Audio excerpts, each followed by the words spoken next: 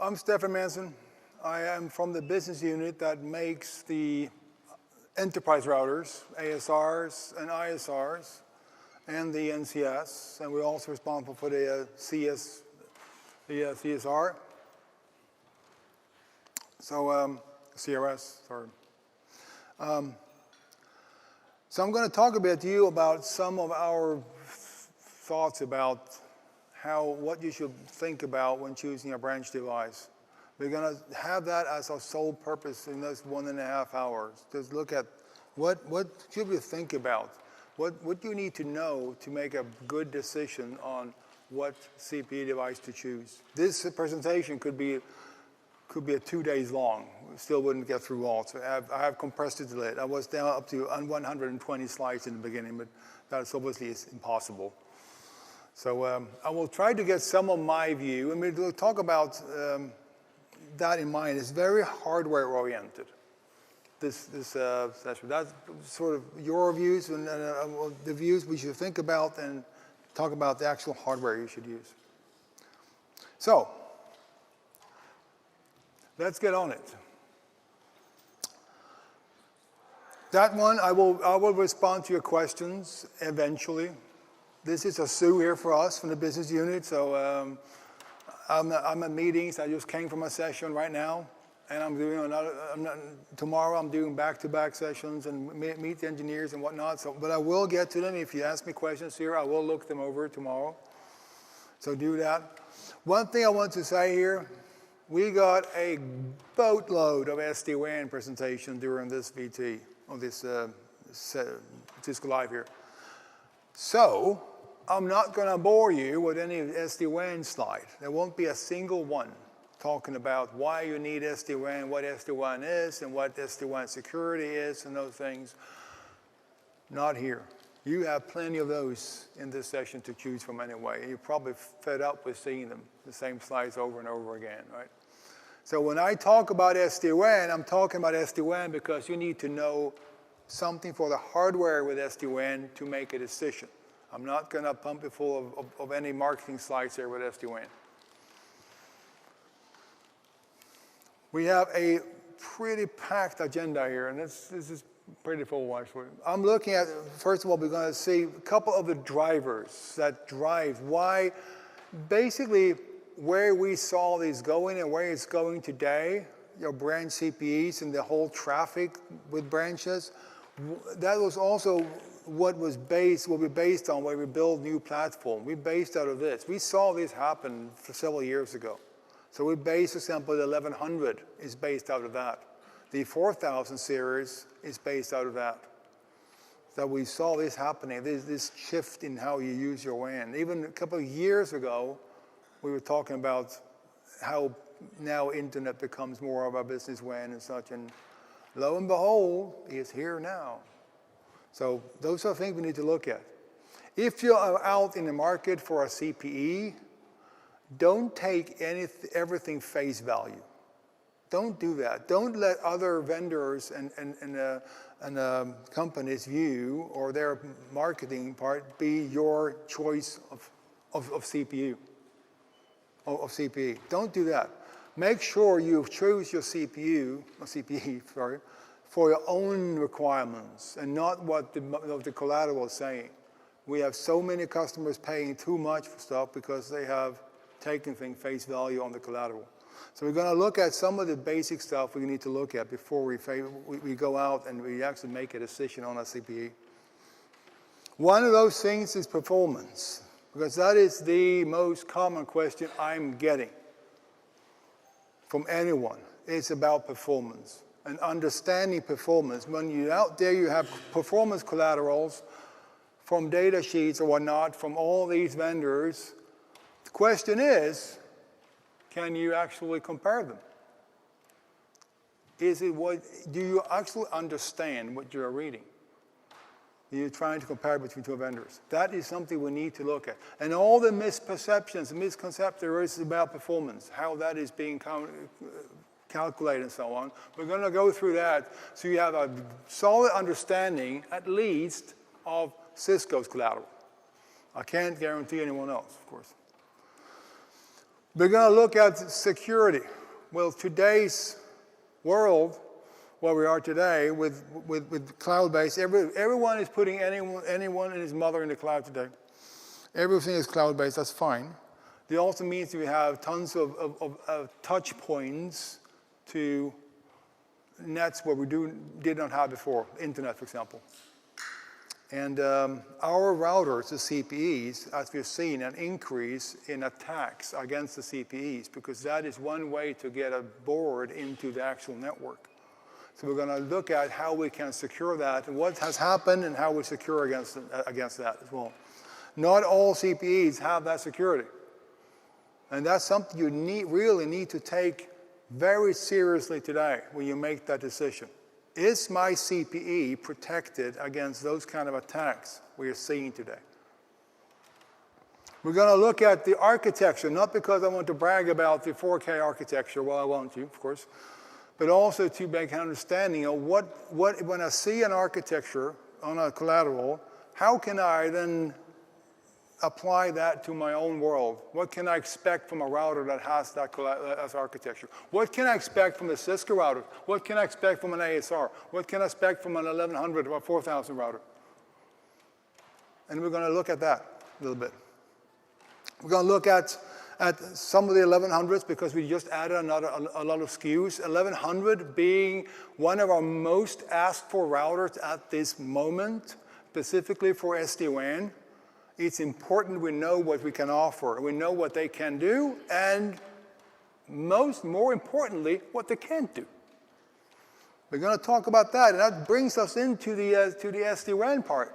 As I said, SD-WAN will not be covered in the marketing slides, what you're going to do and what it is, but we're going to talk about what does it do to you when you choose your branch device. What can they do? What can they not do? And I'm not going to be a downer here all the time, but I'm going to tell you a lot about the limitations, because that's important for you to know.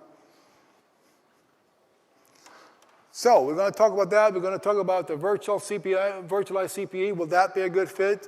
Virtualized CPE, put it on an x86 platform, and you're good. And you can service chain all these different vendors' apps on it, together with the routing and all that. That's all good. What's the drawbacks to that? What's the benefits? What's the drawback? There is drawbacks to it as well.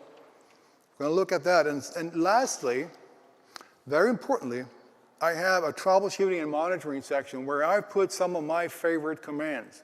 CLI has got 2 million commands for looking at things.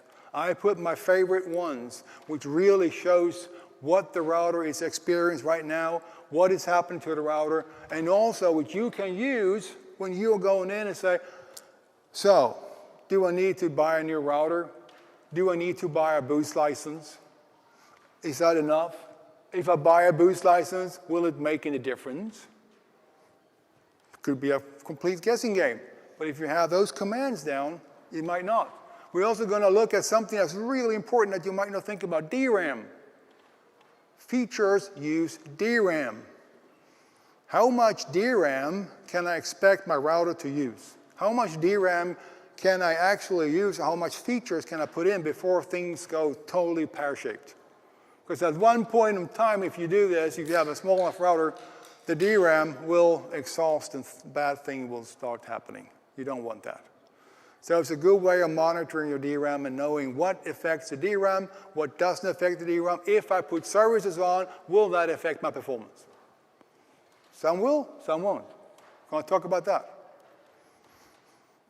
And I want you to notice that little yellow box there. It says for your reference, because I wanted this deck to be as complete as possible for you. Later on, when you're going through the PDF of this deck, I don't want you to have to watch the video just to see whatever goes for all the details. So I put a lot of detailed slider with tables and stuff on it. Those I'm going to skip over because we don't want to spend time on self-explanatory tables. All right? It's not because I don't know it yet, or I don't want to talk about it, but it's actually for you guys. So I will skip some slides. I'll be very brief on them. So who am I then? I'm one who's been in the networking business for as long as I've grown up. And worked in one single thing all my grown-up life, basically, as branch routing. And once more that I'm going to be branch routing from one single vendor, basically. And as I told the other guys in the session before me now, it's sad, but I like it. And how that happened really was back in the days before we had Cisco stuff here, before that one, I worked with all the other vendors. And they were coming in, and we had Cray Communications, we had Bass, we had Fibronix, we have all that stuff, those vendors. The thing with those were that at the time routing was new and cool, and routers at that time almost worked, which was good enough that they almost worked. Good for me because as soon as you put something up, you configure something, it'll take like 4 nights in a row, and then you have to back out slowly so it wouldn't break, and then the customer would call you anyway the day after it had broken again. And that's what happened all the time. That was my life as an SE at the time to do that. Then Cisco came in with this ugly box you see here that looked like it was painted in white primer, and it was full of sharp edges, and didn't have a single LED, well, it had one. But lo and behold, that thing worked. It worked. We started to throw out all the other stuff from our problem installation, put Cisco routers, those ugly routers back in, and the customers stopped calling me. To a point where one customer manufacturing plant in Sweden, they've been calling me every single week, and suddenly it stopped. So I had to call them back. I said, "Are you live?" I said, "Yeah, everything's working now. I'm happy." From that point on, I told my AM, if you sell anything else than Cisco from a router perspective, I'll come after you with a baseball bat because I want my weekends back. So that's where I've been. Follow this all. And I'm one of the creators of the 4K. That's my baby. I created 4K with a small team of folks. We ramped up the whole concept. Of course, we had engineers to help us, but we ramped up the 4K concept. So that's my baby. And as I said, the other guys, I take criticism very personally. But if you want to, ask me questions and criticize me. But yeah, be careful.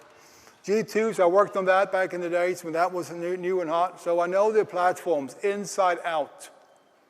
Ask me anything you want about the platform. Okay. Don't ask me about voice, please. Things that will impact your choice of CPE. Traffic patterns changing. That's one thing, right?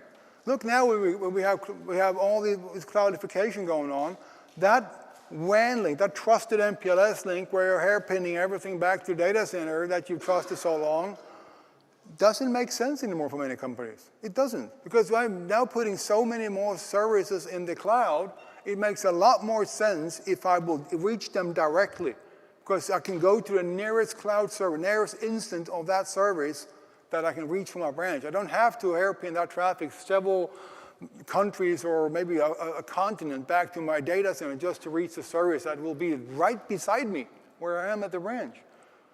Many companies see there's no point doing that anymore. Let's go directly to that service. That's one thing that we see will happen. You also see that now when if you're doing that part, you also have several instances of the same service. So now you're seeing traffic pattern changing from each session you're going, because you might have Office 365 here, you might have it here, you might have it here, you might have it here from your branch office. And you have mechanisms to say, which is my best connection at this point in time. So traffic pattern will change for each one of the sessions from your branch office. Plus the fact that the traffic itself that you have from cloud-based services doesn't look the same way as it did back when we have the regular servers and so on. It looks different, so the router will have to handle it in a different way. You also have a lot of changing in that most of that traffic comes down unidirectional to you, because you make a request for the cloud service and they will firehose you back with the information. The traffic, the bulk of the traffic will coming down. You'll get firehosed with traffic, that CPE, whenever your users have reached a cloud service. Plus the fact that since you're now going locally on your branches, you will also take what's being offered to you. I'm taking this WAN connection here, and this WAN connection here, and this country I have that WAN connection, and here I have that WAN connection. Now the whole WAN connection control in that have been a very, very fluid story. That needs to be thought about as well. What kind of branch CPE should you use that can accommodate all that? All right? You're using internet. We said a few years ago, internet is here now. It is our WAN today. It's our business WAN today. We expect it to be there for us. We have companies that say, I'm going to go completely just only internet connections. And since it's becoming that WAN, you also need to have backup internet connections today. It's your WAN. You might have one of your MPLS line left, but you, for sure, many companies now have 1 or 2 internet lines from each branch office, because this makes total sense. Most of the traffic are going to the cloud. The problem with this, that we all know, that traffic going over the internet needs to be protected, of course. But the traffic we might not think about is that we now open as many holes into our organization as we have branches. Maybe we open twice as many holes because we've got double internet connections. That needs to be taken into account. Because hackers today, they know they've got pretty good tools to protect that gate. But they sit on a table, which is the CPE. They see now in many CPEs that they can crawl under the table. That means going through the CPE instead, going through those tools we have. We need to make sure that's not happening, because that is seen very much often nowadays. I'm going to talk about that for a while. And also what's required of a CPE. Think about it, all that security. We need to have a multi-layer security, talking about from knowing what traffic is actually going out, knowing the applications we're sending out and in from our branch office, being able to stop them and be able to have the security posture for our branch assets. But also, that low level here makes sure that whatever is protecting our assets is also being protected itself. That takes some consideration to do that, look at that. And also when you have knowing what's going out from a business, not knowing what's going in. When you have direct internet communication, direct internet connections, you need to be sure that you know what's going out of the traffic. It's your liability things here. What are the users doing? What are they sending? Where are they going with the traffic? Maybe you could become liable for something. One for you is to have a guest VLAN. Have a guest VLAN organization, maybe as one of retail stores and so on. Told the other guys as well, what would I do if I was the attacker? Would I sit and attack another company from my home? Not just no, hell no I wouldn't. I will go to somewhere where they can't discover me. I will go to Starbucks or something where I can reach that, launch my attack from there, and then be out of there. When NSA comes back, it's Starbucks that gets the blame, not me. I'm gone. Those things need to be, you have to know that thing, know using the WAN, what's being used, and also have means to stop it, right? And knowing where you have these internet connections, you have this instances of Office 365, have the CPE been able to choose the best one, because internet is not very dependable. It doesn't have any SLA. It has brownouts and those kind of nasty things. That's something we also need to work at. What applications are going to run on your trusted MPLS connection? What applications are going to run on your internet connection? You need to have a CPE that can do that dynamically, transparently, without you interfering with it all the time. You don't have to worry about it. That's also very cool. And by using cloud-based services and using that kind of traffic pattern right today, good old QoS is basically gone. We can't use QoS the way we used to use it. First of all, traffic doesn't work the same way anymore. Secondly, you might not have a QoS peer on the other side, because you will go directly to Office 365 at Microsoft cloud servers. You can't do anything about it. Plus, the internet don't honor QoS markings. So we have to do it a different way. With that said, that's the strategic part. The strategic consideration you need to make is that if you go down to the very basic, when you are making that decision, what do you need to ask yourself? They're very, very basic here. First of all, do I actually need all that bandwidth? Do you know the traffic pattern? Make sure you know if you're not paying for too much, paying for something you don't need. Everyone wants to show you have this and that. You need a gig on a gig, so many this and so many that, megabits per second of WAN connection. Do you actually need it? what's your traffic pattern look like? If I got very bursty traffic patterns, so I might not need all that bandwidth. There's a highly theoretical. I can get by with lower bandwidth. I can get by perhaps with a lower platform. I shouldn't say that because I'm Cisco, but you can if you do it smartly. Might not have to pay for that, or maybe I can't take the decision because my platform choice is to exceed my budget. Maybe I don't need that, this big platform. Think about that. Make sure you know your traffic pattern. Okay. Do I understand the impact of the services, first of all? What service am I going to use? How is that going to impact my router? Will they have an impact at all? Or will they impact performance? Or will they impact only DRAM? Database-based services like big routing tables and VLANs and so on, they only they hog DRAM. They have no bearing on the performance at all. Others will have. Like if anything you do, like tinker with a packet, like for example GRE, now they will have an impact on performance. So you have to ask that question as well. How much do I have? How much will I impact traffic? Can I, by platform scale? I buy a platform today, or I have a platform, buy a platform. What if later on I've realized that I need to get all those security features on, some of those security features? Do I have enough DRAM in it? Or can I upgrade it after the fact? 4000 series can upgrade DRAM. That's fine if you want something more afterwards. But if you buy a fixed platform, you can't. You have to make that decision from start that we do that. That's also something you need to think about. What do I need to do now? Can it be upgraded? What service? That's why I'm talking about here, so you have that thing in mind. This might pop up later on. And interface types is also something. With the fluid situation we have today with the connection type, and you have these offerings being offered from your branches, the whole interface thing will sort of float around. And what you're using today, you may not use tomorrow. That's the kind of thing you have to think about as well. Will I just use a platform that is locked to a certain interface type, or do I want something that I can actually live with it? Or how much flexibility do you actually want to pay for? And performance. That thing again, right? Do I understand? Do I know that if I'm having a data sheet from Cisco and from one or two of our competitors, do I know that what I'm looking at, the data sheet number, that they are actually the same?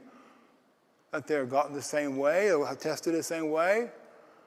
I can almost guarantee you that is not the case. Almost. You are never comparing the right thing. And I'm going to talk about that now. So are we comparing apples to apples? What goes into performance reporting here? What are the common misperceptions, and how can we skew data? How is some of our vendors out there skewing data with this? First of all, I'll get this. This is one thing. Oh, that one. Oh, this is one thing. Here. If I see this in a data sheet, 2 gigs, fantastic. The question I'm getting all the time from the field is, okay, is that bidirectional? If I had $1 for each time I got that question, I wouldn't be here now. I'll tell you that. I would not be here.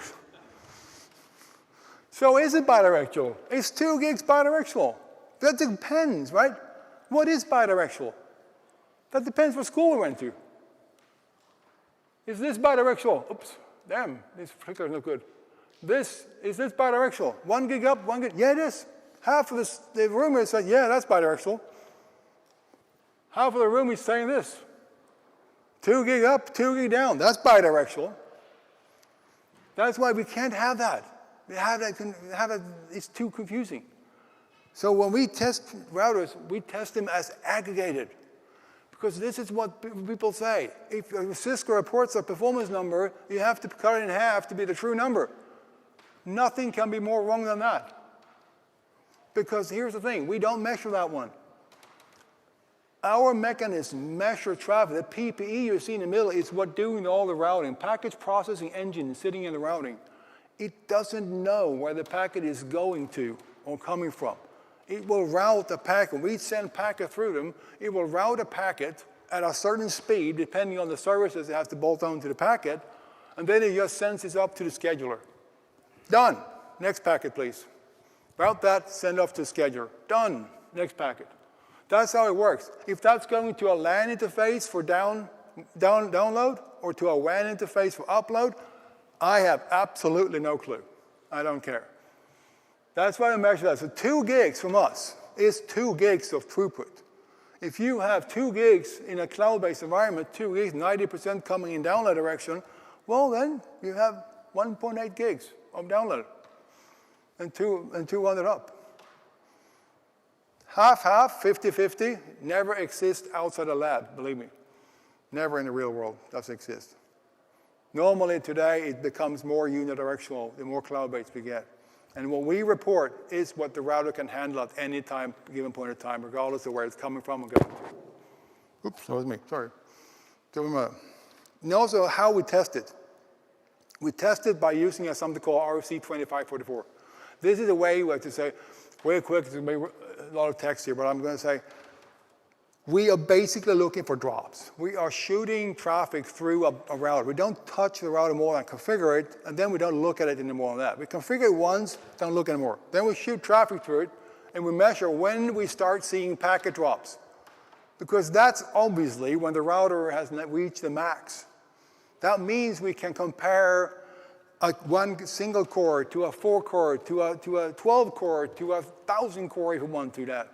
Doesn't matter. When it's dropping packet, it's dropping packets. If you put a Cisco router beside another router, regardless of what interface, what architecture is inside of it, we don't need to care. Because when they're dropping packets, they're dropping packets. That is the number we are posting out on the collateral, which is the RFC 2544 number. What I need you to know about those numbers is that they represent packet drop. They represent just as the router is about to drop packets. So you cannot see, you shouldn't have a router expected to have that number in a real world environment.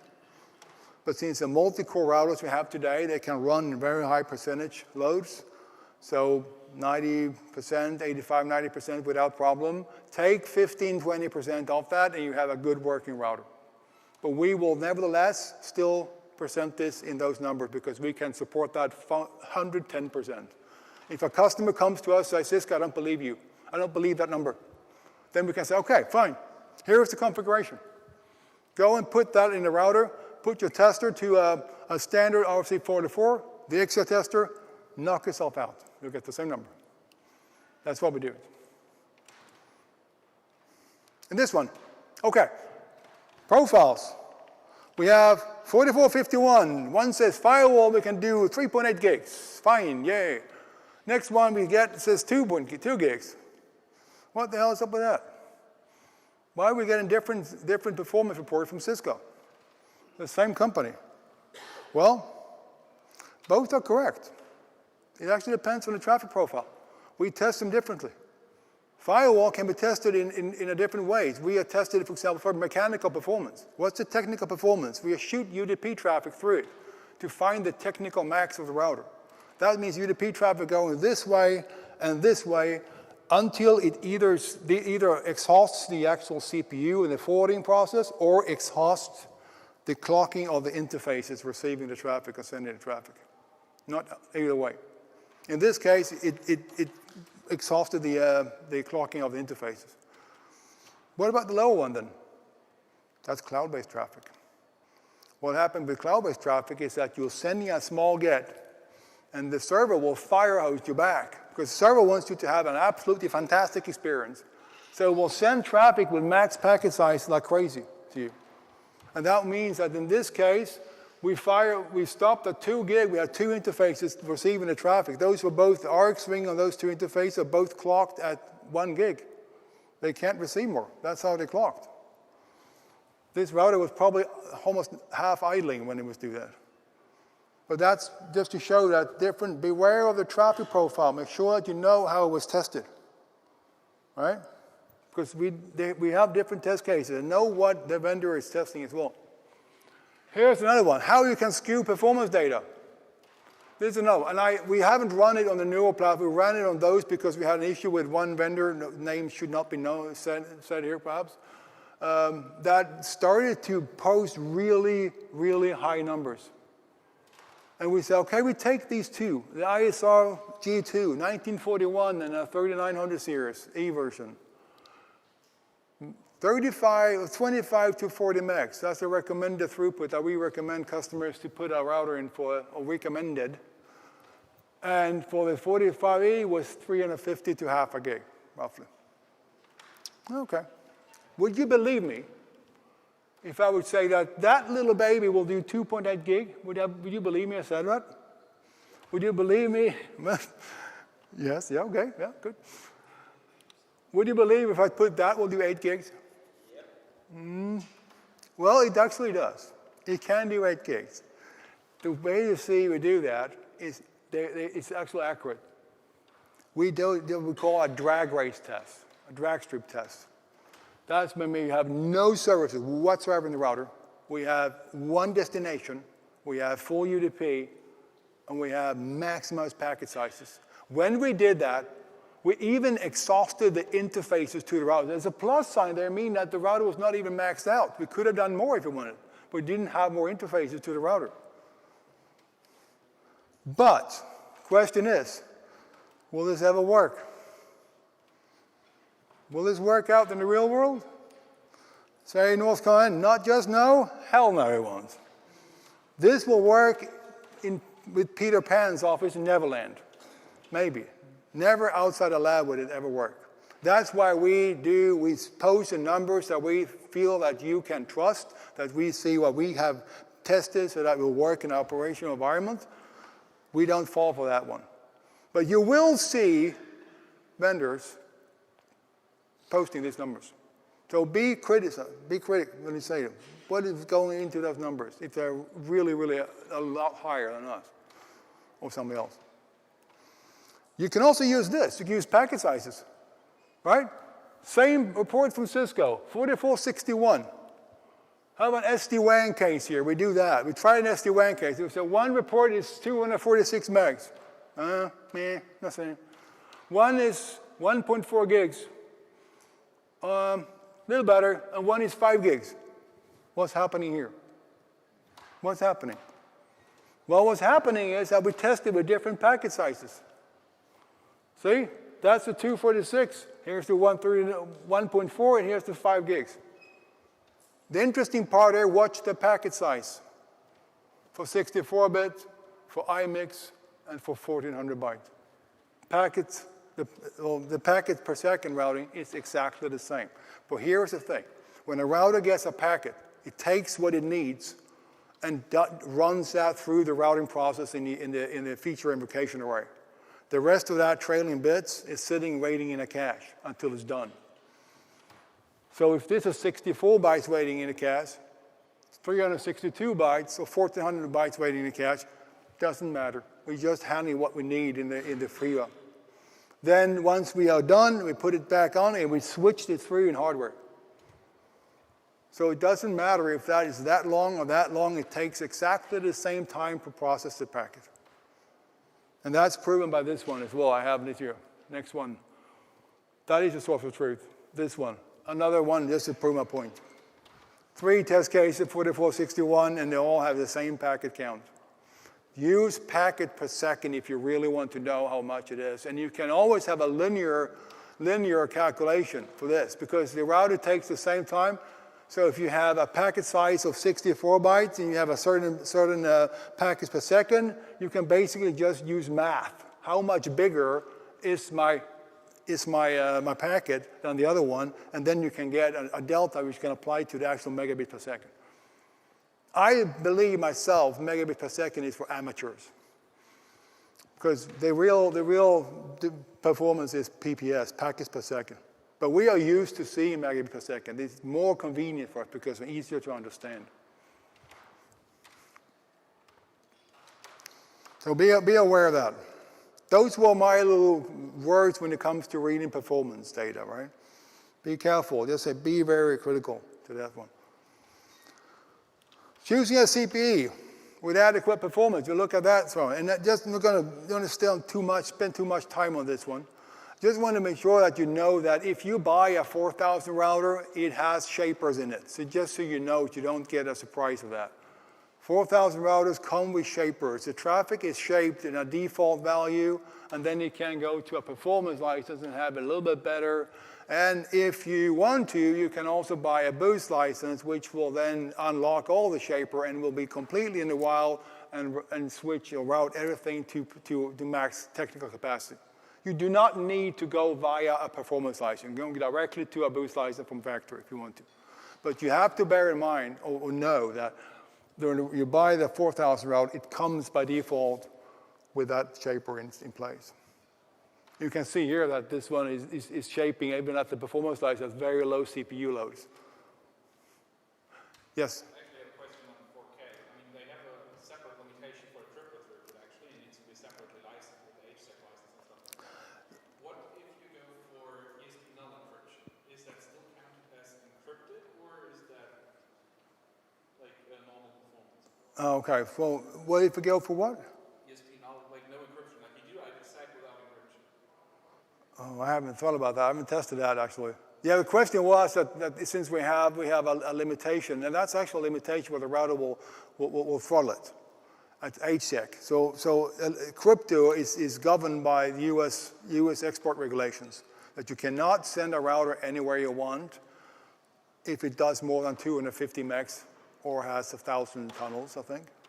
So 250 megs per second IPsec is what you can go up to. Then you need a license that is an enforced license because we comply to the US export regulation restrictions. We don't want to get in trouble with Uncle Sam. And it will stop the traffic. It will say, hey, now I have to stop it because of this and that, right? You asked me if I do null encryption. I have not tested that, so I cannot tell you. That's an interesting one, actually. I think, though, that it does. Yeah, I think it does. The way the software is written, yeah. Well, I don't know for sure. So this is also why I'm also showing you some of those monitoring commands, is because you got to decide if you have a platform already in place, if you want more performance out of that platform, out of that CPE, will it help me if I buy the boost license? Will that make any difference or not? That's what we will look at in those commands later on. This is basically just for a reference slide. This is what we use with absolute minimum for running an SD-WAN. That's the absolute minimum. So this is what we have tested for absolute minimum. If you start adding other things for analytics and stuff, that traffic will go down. Here is basically, we talk about 100 megs for the V-edges, up through the new 1100s I'm going to talk about later. Through these up in the mid gig range on the 4Ks and up to the multi-gigs on the ASRs. That's basically where we are today. Our max capacity today with ASRs is 19 point something gig. So that's where we are. That's the whole, you have to think about that if you're going to run which platform will do what. That's why I put it here. If we look at the architecture, one more time, okay. The architecture, that's another thing we'll look at. And I look at the architecture because you need to know what to expect for the platforms in terms of performance. How will this platform act under load? How will it do if I load it up? What will this platform do if that platform does this? Can I apply that to that platform as well? It's good to know, to have that knowledge. The king of all is the ASR. ASR is a really cool platform in that sense. They have taken distribution of architectures to a whole new level. They have the route processor being a module, a route processor module, first of all, that the iOS lives on. They have the forwarding done on another module called an embedded services processor module. And guess what? Those two modules, they have no connection to each other, other than they have an Ethernet connection where the route processor sends a command to the ESP module when it knows what to do. So this is doing all the thinking. Everything is done here, all the housekeeping. Once it's done thinking, it will send a marching order to the forwarding plane and say, hey, wake up, you're going to do this and that to the packet. And that one says, thank you, I got my orders, I'm going to do that.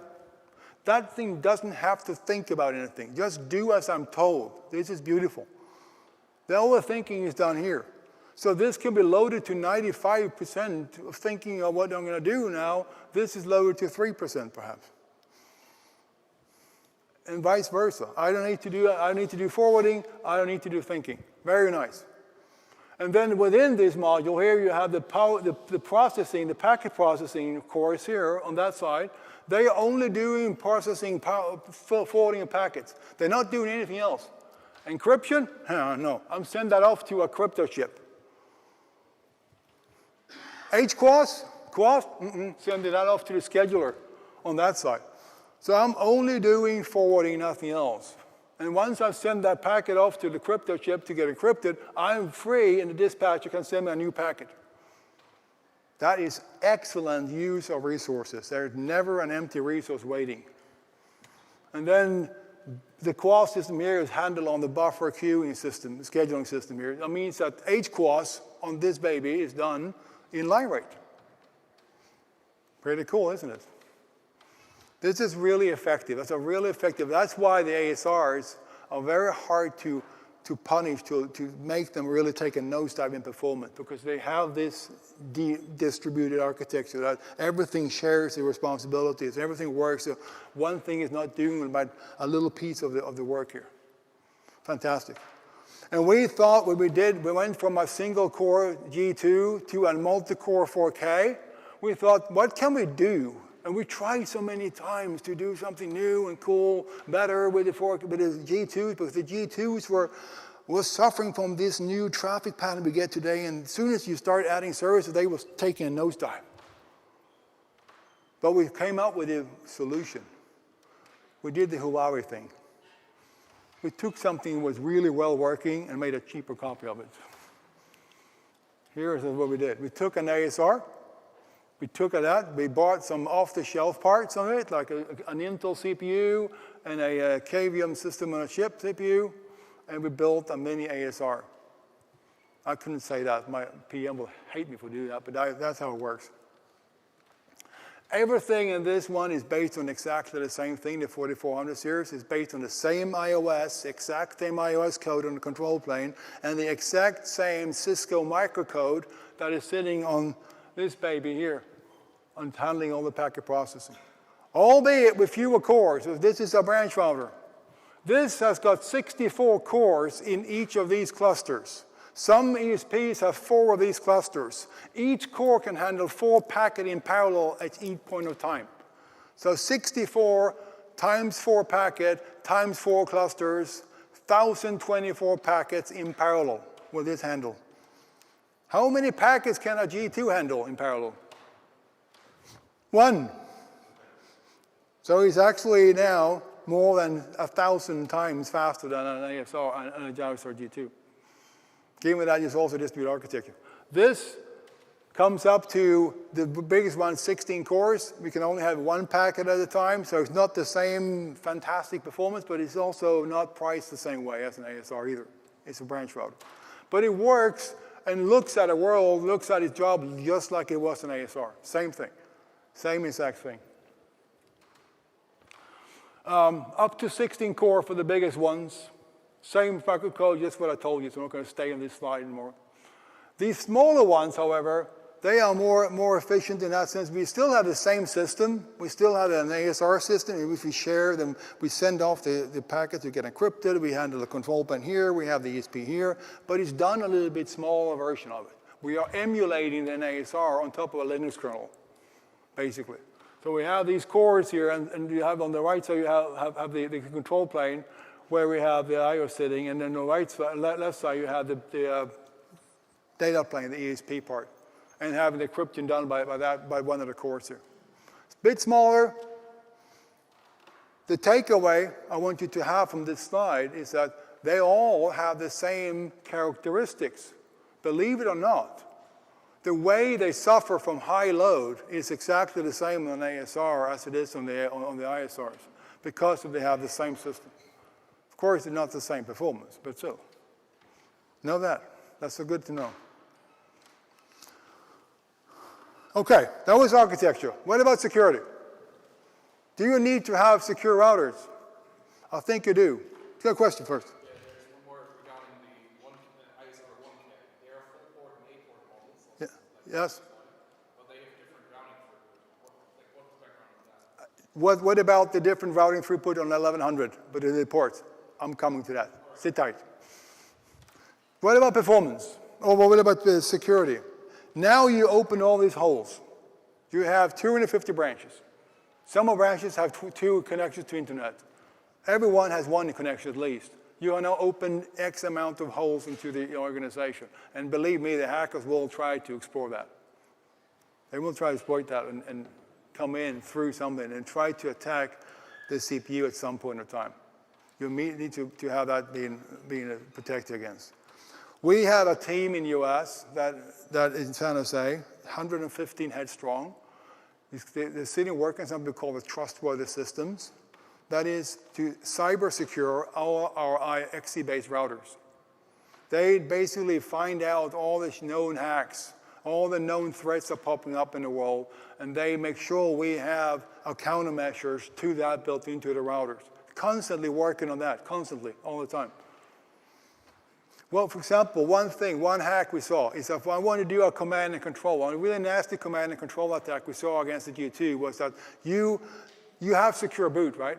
Fine. So if you have a command and control, added a software feature, that can easily, then you have malicious software working with a regular routing OS, that can easily be remedied by upgrading the iOS.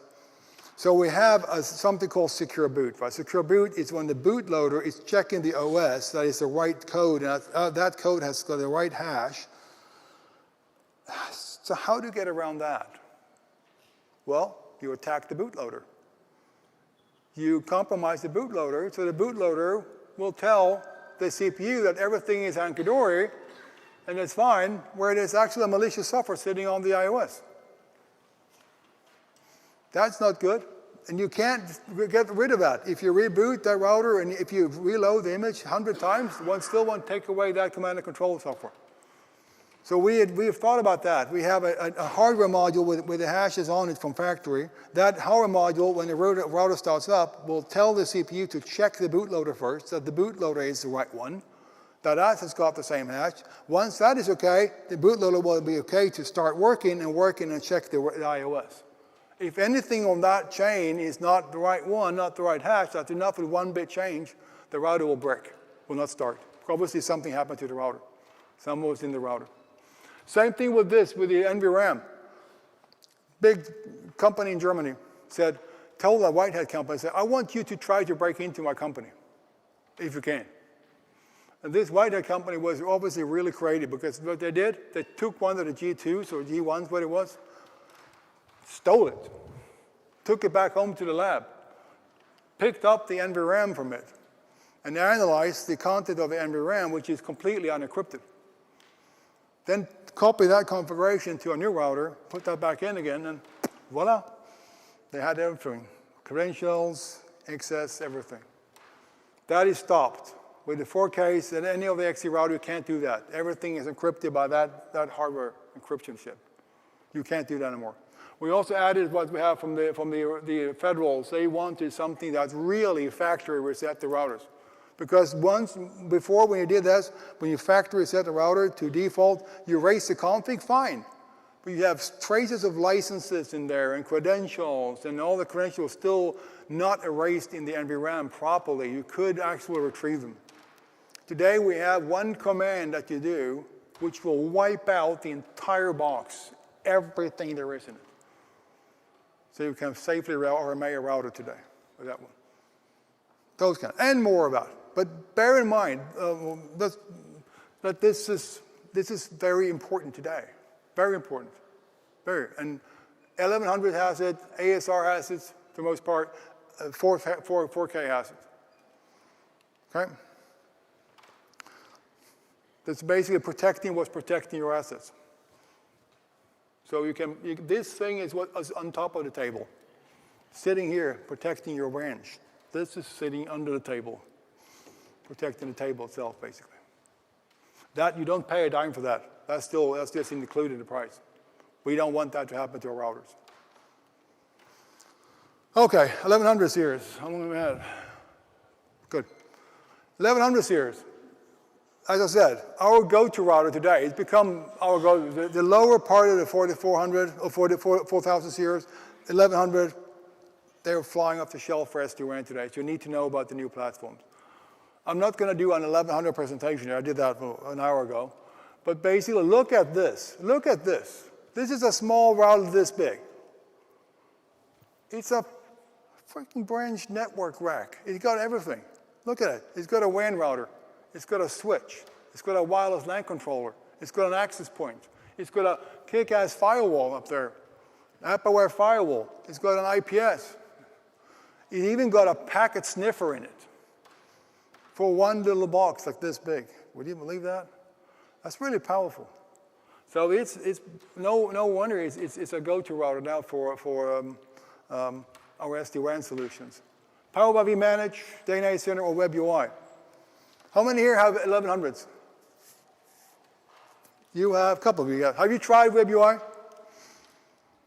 You should. It's really good. It's really. Pardon? Okay, yep, it's really good. You got the packet sniffer in that one. So try it. What you should know about those, and I don't have it here, but to ask your question before, they all have exactly the same architecture. Exactly. We know what they look like. If they're a hardened device up there, if it's a very small one, if it's a bigger one here, that thing in the middle, even though the interfaces around it and it might change, but that thing in the middle is exactly the same on all the ISRs, the 1100s. So you can expect to have exactly the same characteristics on every single one of them, no matter which one it is, because it's the same hardware architecture. But to your point, we have clocked them differently. For example, the 4 ports are clocked lower than the 8 ports. They have the hardened routers up here is clocked at 600 megahertz. The 4 ports are clocked at 800 megahertz. The 8 ports at 1200 megahertz. And the latest one we have now, which is called 1161, is clocked at 1.6 gigahertz, 1600 megahertz. Why I'm telling you that? Because that is also a direct linear effect of what the router can do. Clocking has an exact linear impact on performance. 30% higher clocking means 30% higher performance, no matter what. Just you know. So those all have the same characteristics. We have 2 new ones, 2 new series. These are 25 new SKUs we introduced here. By the way, how many here have 800 routers or have had? Quite a few, right? Do you know that on the Prime we had 177 800 SKUs at one point in time? We're not there yet with 1100, but while they're going right now, we will be there soon, I think. So it's a lot of SKUs, but this is because they're fixed routers, and that's pretty natural. 2 new routers. I'm not going to dwell on it too much, but we have one with it's called 1128. That's the same clocking as an 8-port at 1.2 gigahertz. We have one a little bit smaller, 1161 clocked at 1.6, and hence also 30% faster. One thing I want you to note that we have these pluggable modules in the routers nowadays. They all have pluggable modules because we know that the LTE development is going so quick. So having a built-in radio in the router will be a pain in the behind.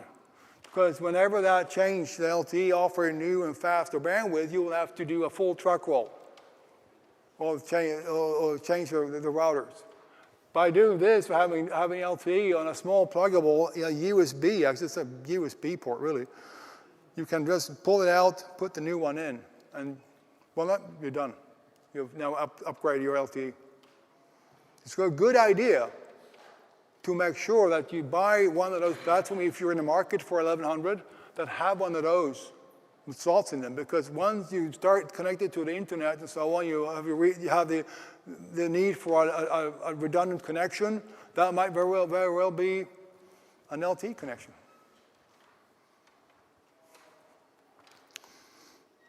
And we also have dongles. We have an LTE Cat4 dongle. So if you have one of those already, LTE, and you want double radios to use 2 LTEs at the same time, you could possibly take one of those dongles we have, which is a USB dongle, and plug it in here, and you run Cat4 as an active LTE line. That's also pretty cool. I put them here for a reference. I won't talk much about this, but this is basically showing what impact that clocking has on the actual crypto performance of these routers. This is crypto performance. When they talk about normal regular routing, it's up in the gigs.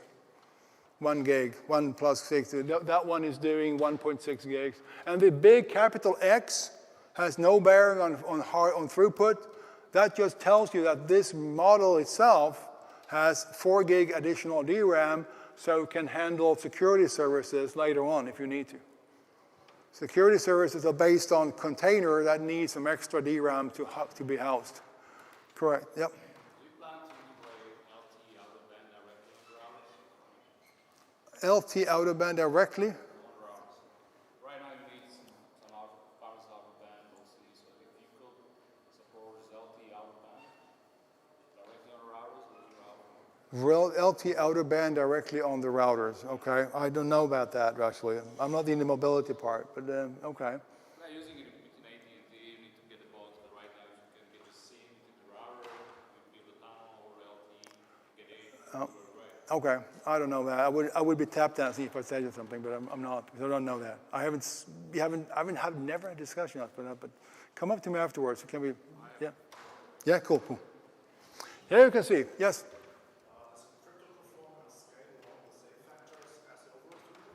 Does the crypto performance scale the same way as the overall throughput? Like when the model is like 50% faster, overall throughput will be 50%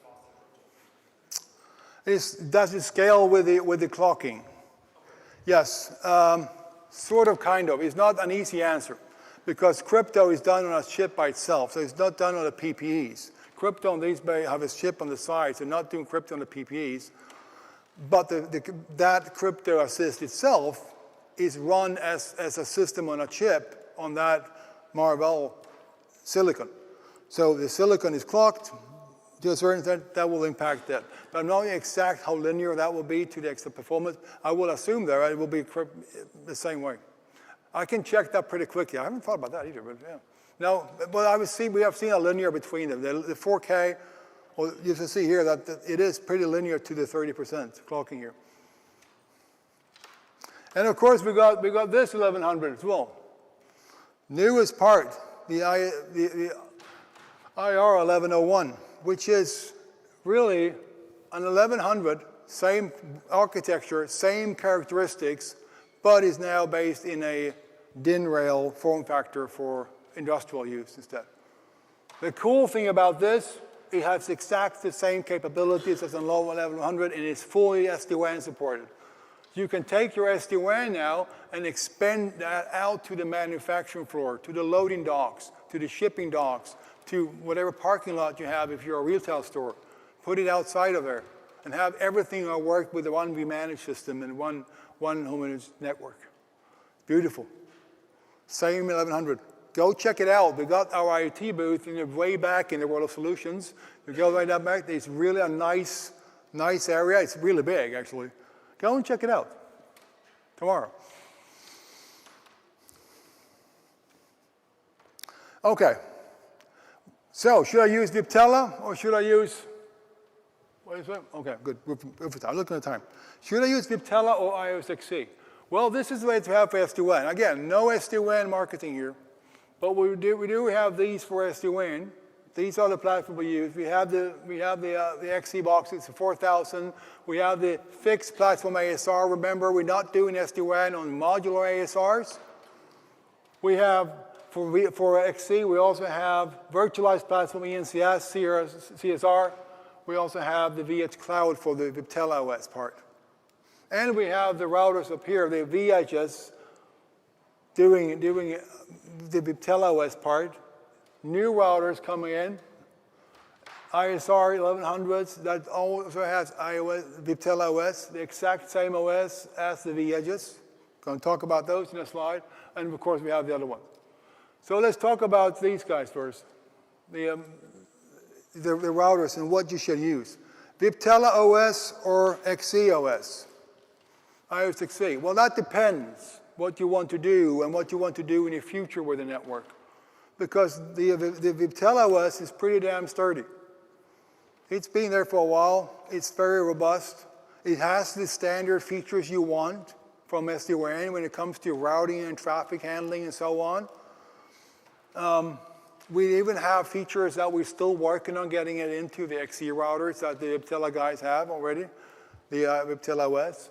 So has that going for it. The VH Cloud scales very well, in fact. What it doesn't have is all the quality of service, the app QE, all that good thing we have on that side, and the colo features, and what the most important one is security. We can't, if you have a Viptela OS, you do not have that security that you can get out of an XE router. You don't have the cyber threat defense of the router itself. You don't have the security measures for protecting that now direct internet-facing CPE. So that's one thing you need to know. But it scales pretty well with the VS Cloud as well. Question. There are like two more or less parallel platforms. Is there a plan to like have feature parity between the two and eventually merge, or will there be two platforms which are like that? Will iOS 6, so you say, will Viptela OS and iOS 6e ever merge fully out? Yeah, or like one will be like the final one and the other one will be That will one be the only other? That remains to be seen. But that's what we're doing now. We're taking features as we see them prioritized. The features we have on the Viptela OS, we are bringing that into iOS 6e features as we see them having priority. If that will ever go so far as to have an exact feature parity, I can't tell you that now. It depends on the market and what the market need is. We won't do more engineering than we have to, of course. And there are also some features today that we started to look at putting into. We said a year ago that we wouldn't put any more effort into developing Viptela OS. That's not true anymore. We have backpedaled on that one, so we will start putting features into Viptela OS. It's not dead. It's too good to kill. So we have these two parallel threads going, and we will have them for the foreseeable future. The Viptela OS as well as the edges, there's no end of sale of that. They're too good.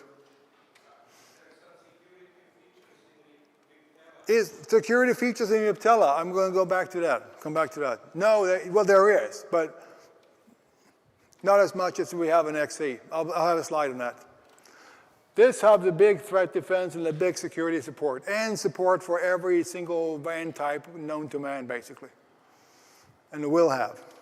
Those are going for it. And it's a bit higher scaling as well with types of performance, higher scaling with terms of how much you can use with CSR. So depends on what you want to do. Really, it does. But we have a slide on that later. This is what we did to combine it. We didn't touch XE one bit from the forwarding part. When we tell them the SD-WAN part, if we have the iOS control plane on it, that's fine. So you do that with the control plane. The only thing we did, we changed that one, removed it, and put a shim layer with the code on it instead. So now we say, I'm not doing anything to the actual forwarding. The way the router behaves is still the same. But it's still the same. We don't want to touch that. What we're doing there, we say how we get the router to do it and how the router reports what it's doing. That is different with this shim layer. So the router's still under the hood here, even though it's now as SD-WAN router, it's still a good old 4000 or 1100, whatever that is. Same thing. Works the same way. And we used our own features to do some of those features that we had in Viptela. DPI, for example, is used by Cosmos code in Viptela. We're using NBAR2 on our side because the routers are built for it. So we are basically achieving the same thing. I have this for a reference. It's just saying it looks better for the iOS SD-WAN, what we're now getting into. That security definitely is better for that. Some of these codes here, where you see these, already exist in Viptela code. But a lot of the real focus now is on getting SD-WAN, getting XE up to speed, and getting all the new cool features into IXE where it can scale.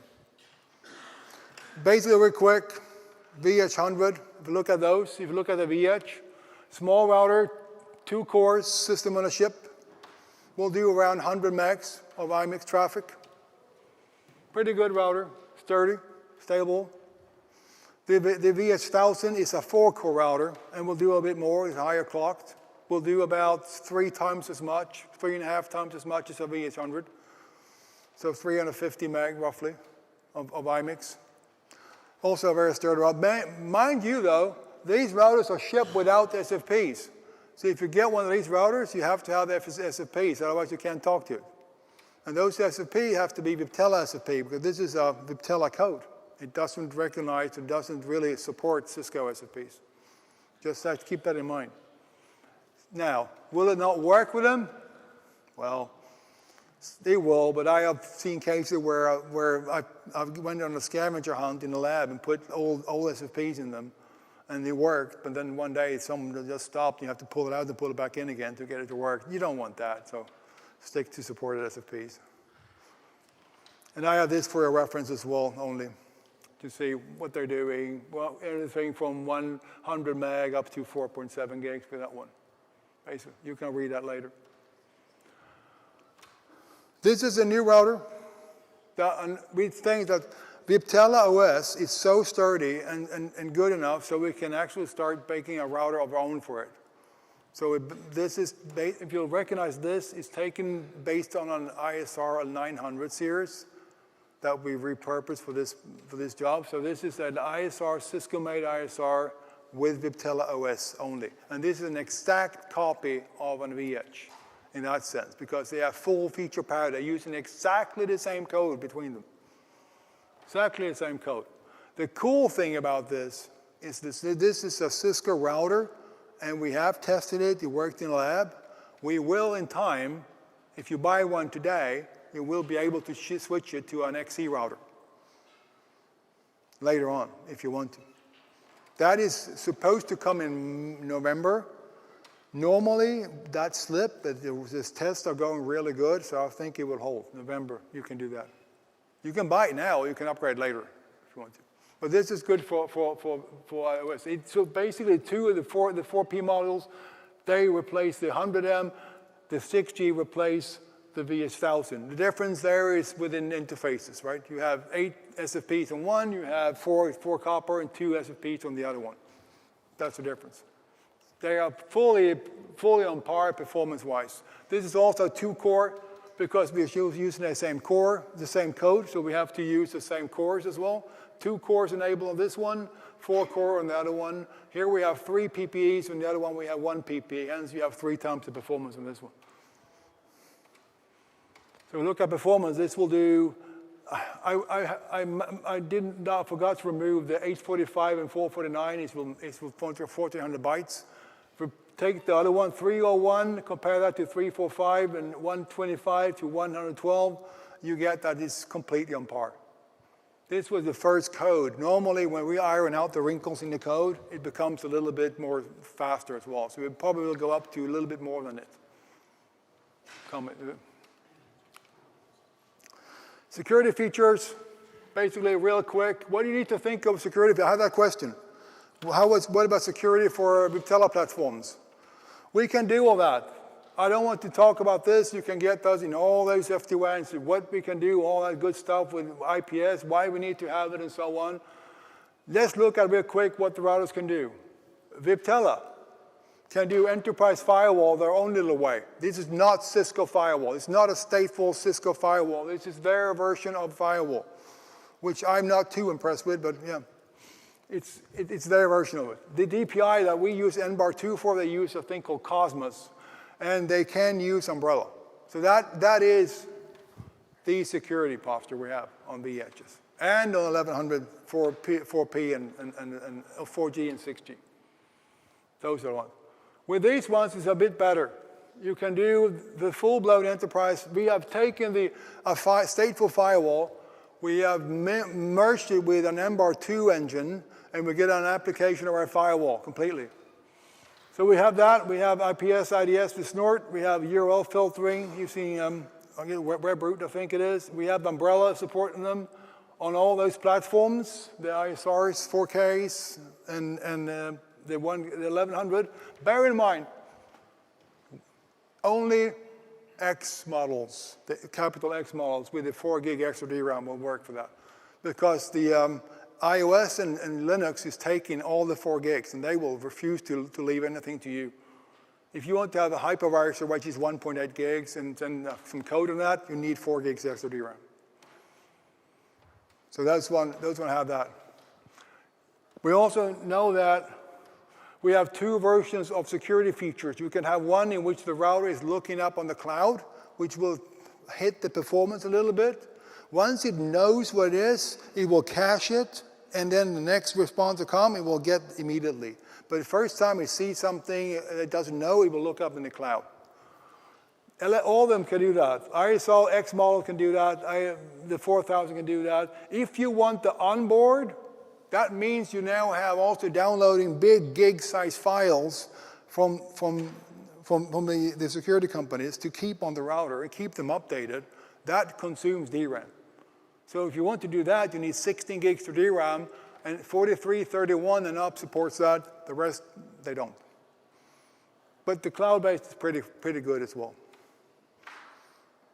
So the full onboard will be the one that can support 16 gigs of DRAM, because we're basically using up all the 8 gigs with the security features themselves. And that's, you can see also that when you're starting to do the cloud-based security features, if you look at this, it takes a bit of a toll on performance. It does. So, what CPU should I choose? Well, Viptela OS for standard regular iOS, standard regular SD-WAN. Cisco for we will have the advanced features. Will this be a good fit? Virtualized? Well, it will in some cases, because you can, once you got it in there, it's pretty cool. You can basically spin up features, put an appliance in a rack, so to speak, without even going there with appliance. You just send it up, you spin it up, and it's up and running. That's golden to companies that have branches all over the world. Really good. And I used to have a lab here on Cisco Live where I showed that, or demo. I showed how I said, how long will it take me to rack and stack a router and a firewall in a rack, in a virtualized platform? Less than 2 minutes, I said. Less than 2 minutes. Believe me, now this could be a router sitting in Singapore, and I'm here.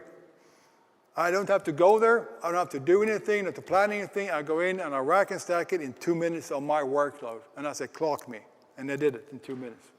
That is really powerful. You can do that. You can also install best of breed, whatever you want. If you want to have a Palo Alto firewall, a Riverbed WAN optimization, Cisco router, of course, and then something else, you can do that. Best of breed, just let them be in service chain. And you get basically a board where you can just draw the lines between them and connect them that way. Very good. CSR1 is the ENCS series. It's the one that's hardened. That's basically a hardened platform. Instead of a server, it's made of a router. It's hardened as a router, so it can take some more punishment. Comes in different flavors, all the way up to 12 cores. It's surprisingly fast for SD-WAN, actually. Surprisingly fast. You can run VH Cloud. You can run the Cisco version on it. Doesn't matter. Yes? 500 is for all features. The IPOS. Pardon? 500 megabit is for all features enabled on SD-WAN? No, it's not all features. No. If you enable all features in SD-WAN, that's text, yes. 500 is basic SD-WAN. Yeah. CSR, I mean, good router. It's a go-to router for SD-WAN, for virtualized. It's not that, that's just an UCS I put there to show that you can put it on that one of those. You can put it on any x86 platform you like. Very good router for this, very simple to use, to work with. It's to work with any other XC device. Nothing different. But bear in mind also that there is some bits and buts to it, ifs to it. It doesn't mean that it's cheap just because it's virtualized. It doesn't mean that you now don't have a lot of management tool, because every single vendor you set in there will need their own management tool. It also means that you will now have to train your staff into handle virtualized servers with all that time, keeping that up to speed, all the underlying operating system and all that. So there's not all roses, but it's actually interesting, and it's heavily used with SD-WAN, heavily used with SD-WAN. Okay, monitor and troubleshooting real quick before I end. I'm almost out of time here. The guy in the ugly socks is actually me, 35 years ago. Yeah, that was fashion back then, so don't blame me. Real quick, a little bit about the load. I have 14 minutes. Oh my God, it's more than I thought. Okay, fine. Well, I don't have to rush. Some about how you're monitoring. Now, talk about of choosing CPU, right? It's all about what CPU, how should I choose a CPU to upgrade to, or something like that. What do I do then? So, different types. These are my favorite commands to use when I want to look at whether a CPU is feeling okay, whether I need to upgrade, or what do I need to do. You've got millions of these commands. This is how you understand them, really. If you do a show process CPU, that only looks at the iOS part of the CPU. Only iOS to look at where am I sitting right now, how much am I using as an iOS daemon. They only look at how much the iOS is using, nothing else. So that might be worthless for you completely if you're looking at how loaded this router is performance-wise. You have the other ones. This first core is always that iOS CPU in every single ISR. Then you have the two middle ones, no matter how many you have. The middle ones, that is not the core 0, they are the forwarding ones. Those can be interesting to look at how loaded are my forwarding cores right now. What is the load in those? That's good to know, because if the router is loaded to like 80, 85%, if you're gonna increase that performance of that router, there's no more things you can do than to buy a bigger router. It's simply overloaded. But if it's loaded to, for example, 30%, 20%, 40%, and you have a performance license on it, and it's a 4K, then by all means buy a boost license. That will do wonders. Then you have plenty enough for that shaper is then cutting off the performance before it gets up to max. But if you see it been maxed out, then boost license is maybe not something you need to worry about. Buy a bigger router. And you also will see something that we get a lot of questions on when people look at that. The last one is always a high CPU. That used to be 99%. We used to run that. That's a scheduler core. That scheduler core running what we call hot spin. That's when a core is running full speed to speed up to handle the packets. That's what gets them in and out all the time. Now we have relaxed that a little bit, but it's still at 61%. That's fully normal. You see 75% are fully normal. We have another process that we get a lot of questions on is this, 74%. That's the looking for work process. That should be high because it's looking for work constantly all the time. All right? That's one thing. This is another good command if you want to see what the load is. Look at that command line up there. It says hardware QFP. As long as you see hardware QFP, you are looking at the data plane part of a router, nothing else. And if you don't have hardware QFP somewhere in the string, you are looking at the control plane. So remember that. Here you're looking at how many packets you're forwarding, but that's kind of interesting. But this is a good way to quickly just look at what is my overall forwarding plane doing right now with all the cores together? What's the summary? Could be good to know as well if you want to look at the boost license. What if this, and you can also use this one. This is another one. For example, I use this to test if I can use it for troubleshooting. What if you're saying that, okay, that was pretty low, but yet my router is not forwarding more than this traffic. What's happening here? And you can do this, and you can see that, okay, I've got 57%, 58, 57% left of capacity of all the forwarding cores here on a 4331. One is 0. Oh my God, this is the scheduler core. So you have traffic going in and out, 73% traffic going in and out. This could take on more traffic if it wasn't for the crypto. Because this is a 4300, and it's doing crypto on the same core as it's doing scheduling. So the crypto is taking up all the rest of that capacity, and it ends up with no more capacity. This was when the traffic refused to do more than this.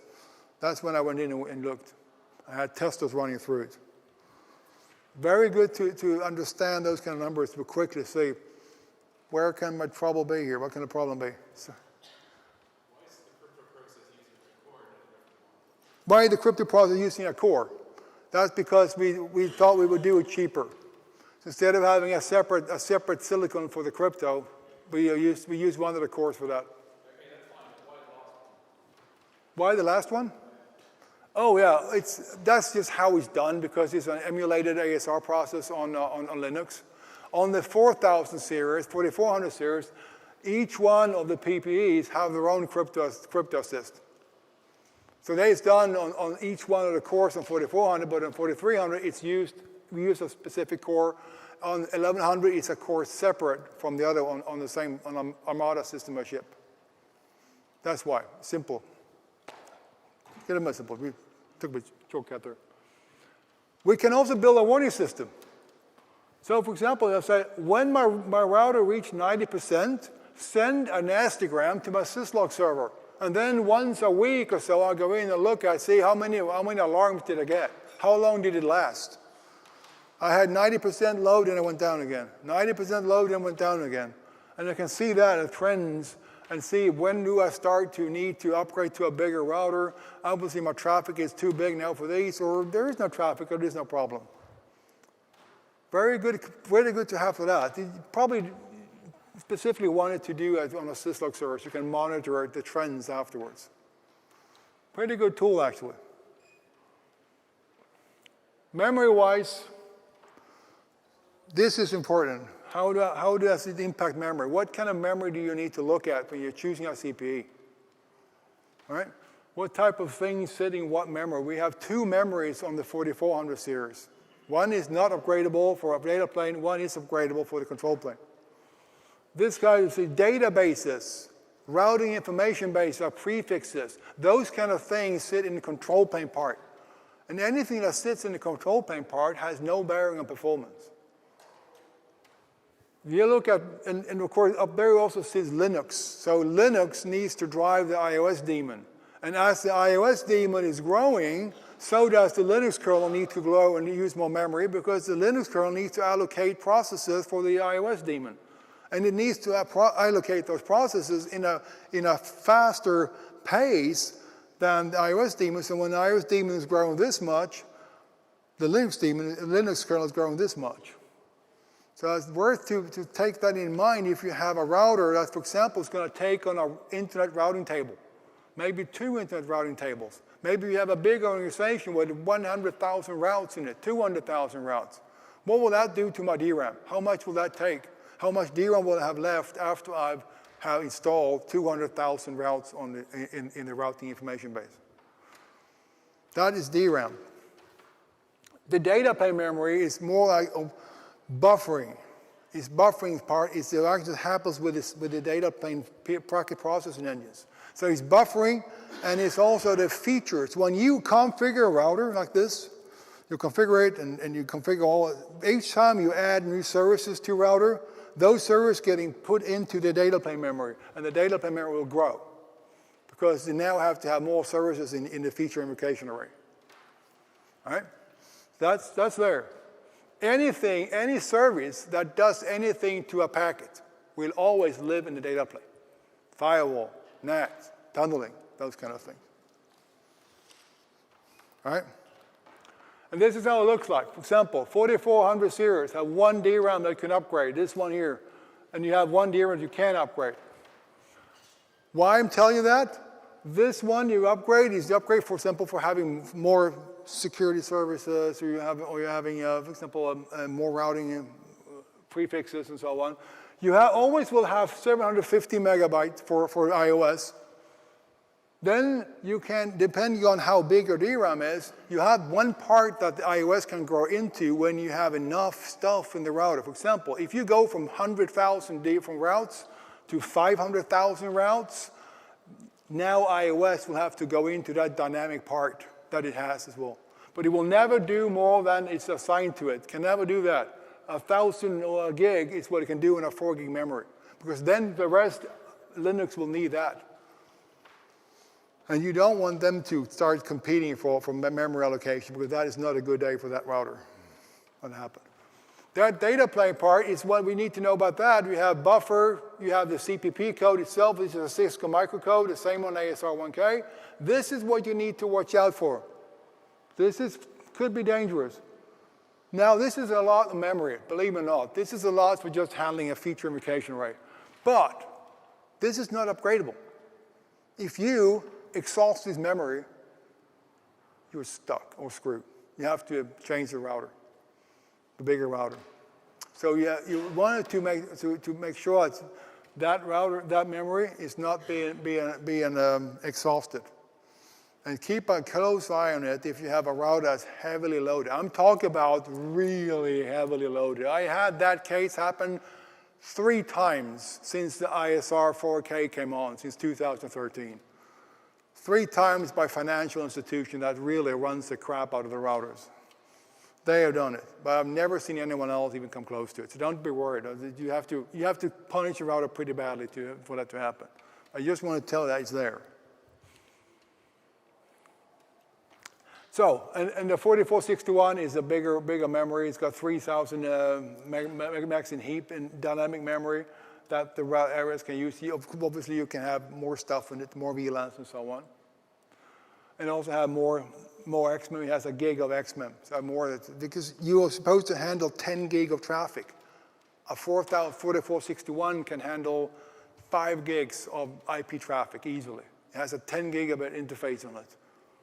You need the 1 gig for that.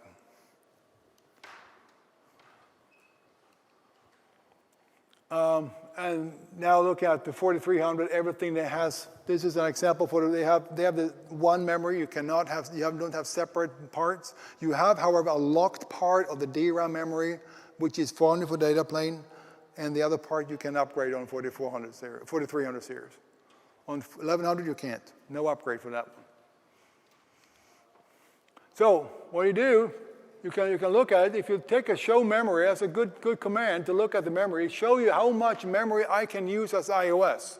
I have this much I can use. I'm using this much. So you can say, okay, fine, that's 5 times memory I can use here, so that's fine. I have this much heap, this is on 1100. I have 680 megs in heap. I'm using nothing of it, because obviously, since I got less than 750 megs of memory. I look at this, see how much buffer I have. I can do this plasma up here. QFP active hardware. It means when you're now looking at the data plane, I'm looking at how much DRAM do I have for data plane issues. How much am I actually using? I'm good here. I'm not using even half of it, so I'm fine. Those are good commands to check the memory really quickly to see a good view of what you have. And this is my last slide, so don't worry about one of my last slides. This is showing what I told you about before. When you're putting routes on that router, you can see how the 2 minutes. You can see how the memory starts eating up. The total used memory starts going 229, 507, 641. Still, I don't using heap. I've come up to over 750. I'm starting using heap. This is not the important one though. So don't go and depend only on this. You can see here, for example, that XMEM is not being very much affected by DRAM. I told you, routes do not impact 1 bit on performance. The important command here you have to think about is that when you are using more memory, as the memory is expanding this way, iOS or Linux is expanding this way. Some point you may meet the two. So you need to look at that. Commit in memory is your link here to this, or your golden command here. How much memory have I actually committed at this time? Because what will happen when these two meet, what do you think will happen? Reboot. They're booting. Yes. So after you get up to 91%, your next step will be 99% to 98%. You have a reboot on your hand. You don't want that to happen. Then you need to upgrade. And this is where you upgrade. You upgrade to, remember that Linux will always steal half of it. You upgrade to 8 gigs, you get almost 4 gigs of DRAM for iOS. You get up to 16 gigs, you get almost 8. You upgrade to 32 gigs, you get almost 16. Because we need to have something for Linux as well. All right? That's the way it works. So, think about the heap. It's a limit to how much it can grow. You can actually also, you have it here. You can protect it. If you want that never to happen, if you are afraid that you're on the actual edge and you don't want that to happen, those two should never meet because that would not be a good day. you can limit it by that command saying, I will not allow my iOS to go more than this big, ever. And then you protect yourself. But then also you have less service you can put in, less IP prefixes. And remember that XMEM, you cannot upgrade that one. Yep. You cannot upgrade that one, but I've very rarely seen that. So, the key takeaways, understand. What I want you to be critical of is say, make sure you choose a CPU from your own and not what the collateral is telling you. And be very critical when you're choosing Arduino performance numbers. That's one of the things I really want you to take away from this. Because that is never apples to apples. Never. All the XE-based platforms, every single one of them have exactly the same characteristics. They're just smaller. But they all work in the same daddy, ASL1Ks. That's right. And of course, the 1100 series, our go-to platform. Choose a platform that has the right security posture. Be sure you do that, because this platform will be exposed to the internet, to all these hackers here. Be careful when you choose a platform, that it can actually protect itself as well as bear all those other cool features on it. They're very important. That was it. Fill out your survey and hope you learned something. Thank you.